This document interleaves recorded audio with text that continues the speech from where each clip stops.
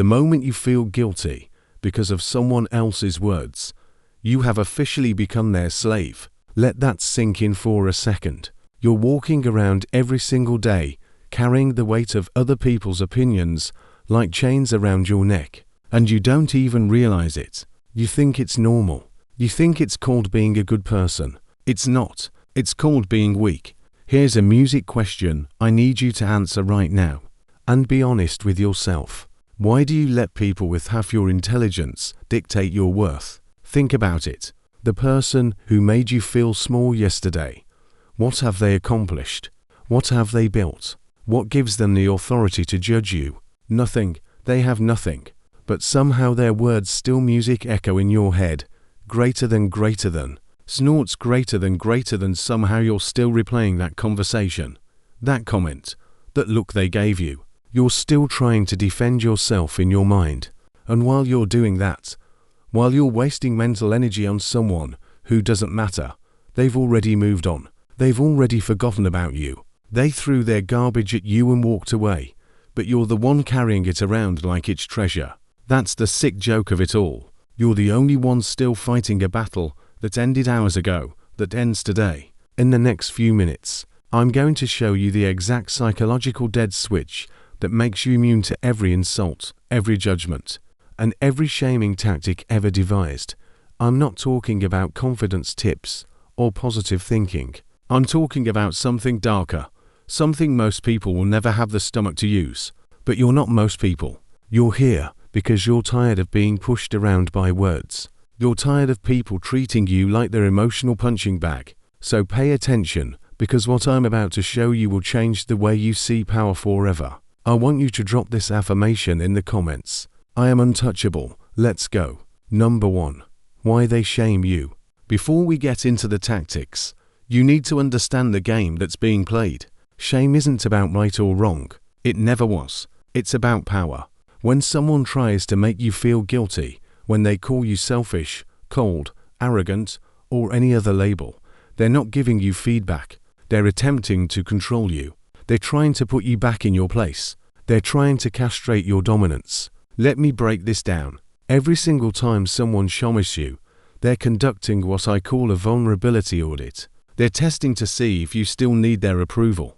They're checking if you still care about belonging to the group, fitting in, being liked. And the moment you react, the moment you defend yourself, explain yourself, or apologize, you've just confirmed their power over you. You've told them, yes, I do care what you think. Yes, your opinion matters to me. Yes, I need your validation. And now they own you. This is the trap. This is what keeps most people locked in mediocrity their entire lives. They spend decades trying to prove themselves to people who don't matter, trying to earn approval from people who will never give it, trying to belong to a herd that will never accept them. Here's the truth that nobody wants to hear. You are only shamed because you want to belong. The person who doesn't care about fitting in cannot be shamed. The person who has given up the need for social approval is untouchable. They can call you whatever they want. It doesn't land. It's like throwing stones at a ghost. Machiavelli once said, "The lion cannot protect himself from traps, and the fox cannot defend himself from wolves." One must therefore be a fox to recognize traps and a lion to frighten wolves. You need to be both. You need to see the trap of social shame for what it is, music, and you need to have the strength to walk away from the herd. To be untouchable, you must give up the need to belong to people who don't elevate you. You're not part of the herd. You never were. You're the outlier. You're the one they talk about. You're the one they fear. And once you accept that, once you truly internalize that you don't need their approval, their permission, or their validation, they lose all power over you. Every single person who has ever achieved something great has been called names. Every leader, every innovator, every person who refused to stay small has been shamed by the masses. The masses will always try to pull you down. It's not personal. It's their nature. They're crabs in a bucket. And the moment one crab tries to climb out, the others pull it back down. Not because they're evil, because seeing someone escape reminds them that they chose to stay. So when someone tries to shame you, what they're really telling you is this: You're doing something I'm too scared to do, and I need you to stop so I can feel better about my own cowardice. That's it. That's the whole game. The question is, are you going to let them win? Are you going to shrink yourself to make them comfortable? Are you going to apologize for being ambitious while they celebrate their mediocrity? Are you going to let their insecurity dictate your destiny? Or are you going to see shame for what it really is? A weapon wielded by the powerless against those who dare to claim their power. Now, I want you to drop this affirmation in the comments. I need no approval. Number 2. The vacuum response. Here's where most people screw up. Someone insults them, shames them, tries to put them down, and they immediately jump to defend themselves. That's not true. You don't understand. The reason I did that was I'm not like that. Let me explain. Stop. Defending is losing. The moment you defend, you've accepted their frame. You've agreed to play their game. You've given them the power to judge you. And now you're standing trial in a court where they're the prosecutor, judge, and jury. You can't win that game. Don't play it. So, what do you do instead? You create a vacuum. You give them nothing. Let me teach you the most powerful weapon you'll ever learn. The void stare. Here's how it works. Someone says something designed to make you feel small. Maybe they call you selfish. Maybe they say you're cold. Maybe they try to embarrass you in front of others. And you do nothing. You look at them dead in the eyes. No expression, no emotion. Just 4 seconds of pure empty silence. You let the silence hang there like a knife. 4 seconds doesn't sound like much, but try it. Count to 4 right now without saying anything. 1, 2, 3, 4. Feels long, doesn't it? Now imagine doing that while someone is staring at you, waiting for your reaction, expecting you to break. Most people can't handle 4 seconds of silence. It feels like 4 hours. Their brain starts screaming at them. Did I go too far? Are they about to explode? Why aren't they reacting? Should I say something else? Should I apologize? Their confidence starts cracking with every passing second. And here's what happens in their nervous system. A submission reflex. When someone expects a reaction and doesn't get one, when they throw a punch and it hits nothing but air, their confidence collapses. They start to question themselves. They start to feel exposed because they just showed their hand. They just revealed that they care enough about you to attack you. And you showed them that you don't care enough about them to even respond. That's the power imbalance right there. You see, most people think power is about having the best comeback, the wittiest response, the most devastating counterattack. But real power is making someone realize their attack meant nothing to you. It's the difference between killing someone in a fight and showing them their weapon is made of plastic. The void stare works because it deletes the opponent's confidence. It makes them feel foolish for even trying. And it does all of this without you saying a single word. After those 4 seconds, you can do one of 2 things. Option 1, you walk away. You just turn around and continue what you were doing. You treat them like they don't exist. This is the nuclear option. This tells them, you are so far beneath me that engaging with you would be a waste of my time. I've seen this destroy people. I've watched someone try to start drama at a party, throw out an insult, and the target just turned around mid-sentence and walked to the other side of their room. Didn't say a word, didn't acknowledge it happened. The person who threw the insult stood there looking like a fool. Everyone saw it. Everyone felt the power shift. That person never tried again. Option 2. You respond, but not to their attack. You change the subject completely. You act like they never said what they said. This is even more devastating because it shows them that their words didn't even register as important enough to address. Imagine someone says, "You're so full of yourself," and you just look at them for 4 seconds, then say, "Did you finish the report I asked for?" Or, "Are we still meeting at 7? You've just communicated something brutal. Your opinion about me is less important than the smallest detail of my day. Both options accomplish the same thing. You refuse to enter their frame. Remember this. You don't win the argument. You delete the opponent's confidence in having arguments with you in the first place. After you do this once or twice, people stop trying. They learn that attacking you is like punching a wall. It only hurts them. And here's the beautiful part.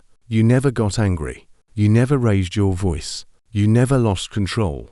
You just refused to play. That's real power. Drop this affirmation in the comments. Silence is power. Number 3. The frame reversal.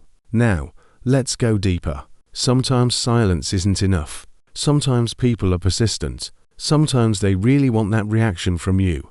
They need to feel like they got under your skin. So, here's where you flip the script completely. I call this the monster strategy. If someone showers you for being ruthless, cold, selfish, arrogant, or any other negative trait, you agree with them, not sarcastically, not defensively. You just agree. You're so cold. You're right, I am. You only care about yourself. Correct. You're ruthless. Absolutely. And then you say the most powerful words you'll ever learn. Now what? That's it. 2 words. Now what? Watch what happens. Their brain short circuits. They expected a fight. They expected you to defend yourself, to explain why you're not actually those things, to prove them wrong. That's where they get their satisfaction. From watching you squirm. From watching you care about their opinion. But instead, you just took their weapon and handed it back to them with a smile.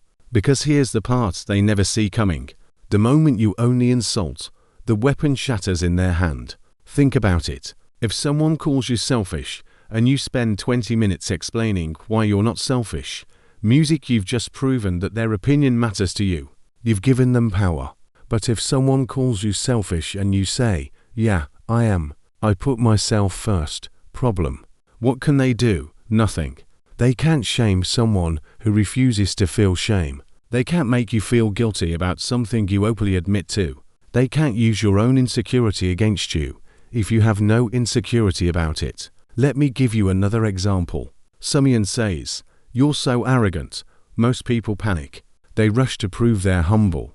I'm not arrogant. I'm just confident. There's a difference. Stop begging. Stop explaining. Stop defending. Instead, try this. Arrogant, maybe. But I'd rather be arrogant and accomplished than humble and invisible. See what just happened. You took their insult and turned it into a statement of power. You didn't deny it. You didn't defend it. You owned it and made them question their own position. This is what I call frame reversal. They tried to put you in the defendant's box, and you just walked out and sat in the judge's seat instead. But we're not done yet. After you agree, after you own it, after you say, now what? You deliver the counterattack. You hit them with the question. This is a question designed to expose their insecurity, to make them realize why they really attacked you in the first place. Here are some examples. Is your life so empty that you need to focus on mine? Do you feel better now? Does judging me make you feel less mediocre? Are you trying to convince me or yourself? Notice what these questions do. They don't defend you. They put the spotlight back on them. They force them to confront their own motivation. Why did they attack you? Because something about you threatens them. Because your confidence makes them feel small. Because your refusal to apologize makes them question why they apologize for everything. The question makes them face that truth, and most people can't handle it. They'll stumble. They'll backtrack. They'll say, I'm just joking, or I was just trying to help, or some other excuse. And that's when you know you've won. But here's the key. You have to deliver the question calmly. No anger, no emotion, just genuine curiosity, like you're asking them what they had for breakfast. Because remember, the person who stays calm controls the frame. If you deliver it with anger, you've lost, because now they can say, see, you're too sensitive. I was just joking and you got all emotional. But if you deliver it with calm curiosity, they have nowhere to hide. They have to either admit they were attacking you or admit they were joking about something that wasn't funny. Either way, they lose. Let me give you a real example. Let's say you're at a family dinner and your uncle says, you think you're so much better than everyone else, don't you? Most people would say, I don't think that. I'm just trying to wrong. Here's what you say better. Not just different. Now what? Pause. Let it sit. Then does it bother you that I'm comfortable being different? Watch him struggle. Watch him realize he just exposed his own insecurity. You didn't attack him. You didn't defend yourself. You just held up a mirror. That's the frame reversal. That's how you make people powerless without throwing a single punch. And here's what happens after you do this a few times. People stop testing you. They learn that trying to shame you only exposes their own weaknesses. They learn that you're not an easy target. They learn that attacking you is like grabbing a hot coal. They're the only ones who get burned. Your reputation changes. People start warning others about you. Don't try that with them. They'll turn it back on you.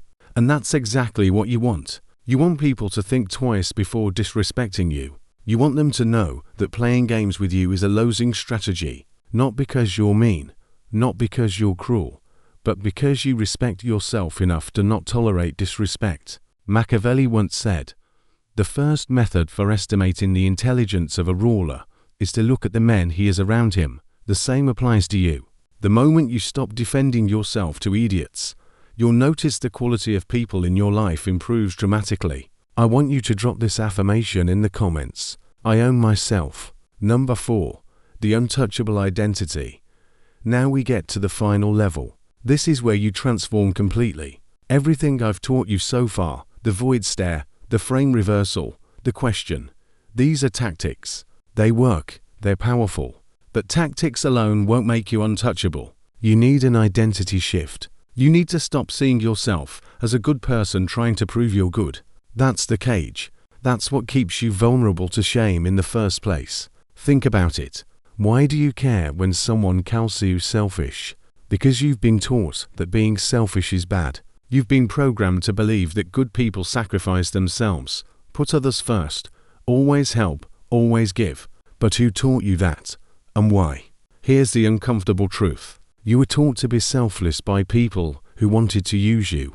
Your parents wanted you to be obedient, so you'd be easier to control. Your teachers wanted you to be compliant, so you'd be easier to manage. Your friends wanted you to be generous, so they could take from you. Your partners wanted you to be accommodating, so they could have their way. Nobody benefits from your self-sacrifice more than the people who aren't sacrificing anything themselves. Let me tell you why. Because people who sacrifice themselves are easy to control. People who always put others first will never threaten the status quo. People who can be guilted into giving are cash machines for everyone around them. The good person label isn't a compliment. It's a leash, and the moment you reject it, the moment you give yourself permission to prioritize your own goals, your own time, your own energy, you become dangerous. Not dangerous in a harmful way. Dangerous in a powerful way. Dangerous because you can't be manipulated anymore. Here's what I want you to understand. The moral high ground is almost always fake. Let me say that again. The moral high ground is almost always fake. People don't shame you because they care about morality. They shame you because they want something from you. They want your compliance, your submission, your energy, your resources. Think about every person who's ever called you selfish. What did they want from you? Your time, your money, your attention, your agreement. Of course, they did. They wrapped their request in moral language to make you feel bad for saying no. They made it seem like you were the bad guy for having boundaries, for having priorities, for having a life that doesn't revolve around them. That's manipulation, pure and simple. And the moment you see through it, the moment you develop what I call dark intelligence, the ability to see through fake moral arguments, you become untouchable. Dark intelligence is pattern recognition. It's seeing the game behind the game. It's understanding that most people's moral outrage isn't about principles. It's about personal benefit. Watch how quickly someone's moral stance changes when it no longer serves them. Watch how the person who preached about loyalty will betray you the second a better option appears.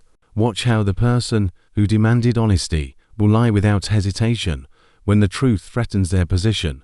You start to notice patterns. You start to see that the people who talk the most about kindness are often the cruelest. The people who preach about compassion are often the most selfish. The people who demand respect are often the least respectable. It's all theater. It's all a game to control you. And you don't have to play anymore.